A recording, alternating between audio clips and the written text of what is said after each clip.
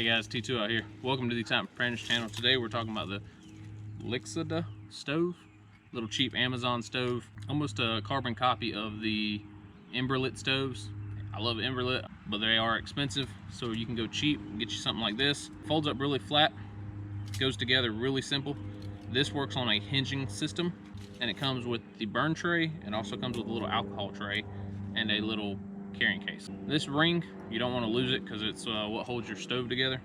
These slits go into them and everything just kind of does like that. Put the ring through the holes and now you have a little wood burning stove. Now I talk a lot about my gas canister fuel stoves and I love my fuel stoves, but eventually the fuel is going to run out. So having one of these as a backup ensures that I have a way to make a fire, ensures that I have a way to boil my water, cook my meals, do whatever. And something as small as this doesn't put off the profile of a large fire. We gathered up sticks and stuff. Took maybe like 5 minutes for us to gather up all these little sticks that this stove can take. So I don't have to go down here and chop down a big tree just to make sure that I have a way to boil water. So that's what we're gonna be doing today, seeing how long it takes for one of these to boil up 1 cup of water. So we're going to use fire starter. This is from Duraflame. Essentially the same thing as wet fire. This is going to be our backup. We're going to try out this pyro putty. It's like a putty, sticky something.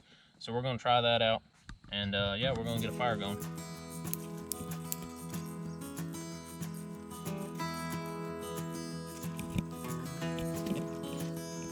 So I've just got a little base that I'm going to put the pyro putty on. Step 1, grab a healthy piece of putty, pull apart the exposing fires, stick to wood or kindling, and light the exposed fibers.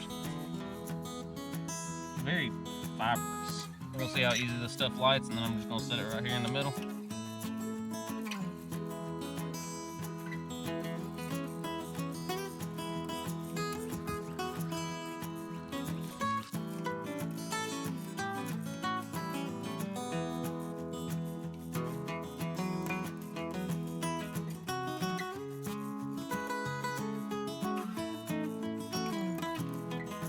So I put my sticks a little too high for this, so we're gonna let it burn down just a little bit.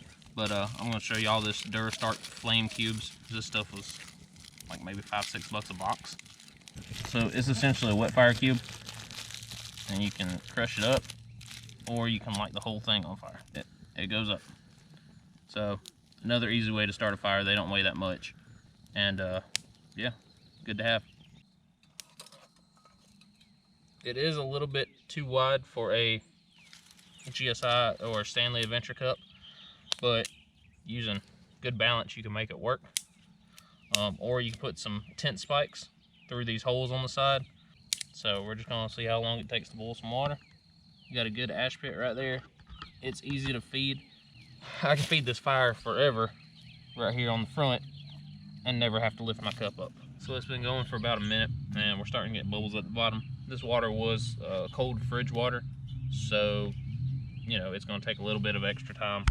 But like I said, we got all this 5 minutes and we're not even touching the majority of the pile. Pyro putty works very well. Definitely pull it apart. It's easy to feed right here in the front. If your flame dies out, you can give it a little bit of breath and kind of reignite that fire. The only thing I don't like is the base is a little bit too wide, so you do need to add either a tent stake or something to keep your cup steady. We're at the 3-minute mark. That's about what it takes for us to use our fuel canister stoves. So this is going to be a little slower. You know, A, it was cold water, and B, it is wood burning, so it is going to take a little bit longer. Again, super simple. You can find sticks and twigs, and even if stuff is soaking wet, you can find some smaller stuff and it's going to be dry, or at least drier. Blow on it a little bit and it should work. One thing I do like is that once it's all said and done with, you got your water boiled, you just tip it over and dump it out, and then it does all fold flat into this little thing. So that keeps all the dirt and debris and all the ash and everything out of your bag in this bag. So that's pretty convenient. Again, the only thing I don't like is that the top is a little bit too wide. If you're right here and you feed a stick that's maybe a little bit too big, you can easily knock your cup over, and then you've got almost boiling water pouring right on top of you. So with the lid, this thing's gonna boil just a little bit faster. It's also gonna keep the ashes out of your stuff. So what I can do, take a stick right here and just kind of scoop all of this almost burnt stuff kind of in without burning myself, and that's gonna use even less sticks. So one thing I'm learning is you have to constantly be feeding it this. We were sitting talking for a second, and the flames got low enough where they were still there, but they were no longer making the water boil. So we had a lot of bubbles at the bottom, and then we had almost nothing. So you got to constantly be feeding this thing. Good part is the smaller sticks burn better, but they also burn faster. So hope you got a lot of small sticks. Alright guys, so it's 9 minutes. We have a nice rolling boil going on right now. Pros and cons. Pro, super lightweight, super convenient, packs down very well, packs down very small. A con would be this ring right here. I would put like a D-clip or a carabiner or something onto the stove. That way I don't lose it. Because if you lose that part, if you lose this ring right here, it's very difficult for the stove to stay together. Now, you can set it on the ground like right here and keep it together. But if you push too many sticks to the back of it, this thing's going to spread wide open. You don't want that. You do have to constantly feed it though. That's the downside. It took us 5 minutes to get this big pile of sticks. We didn't even use 50% of them, I don't think.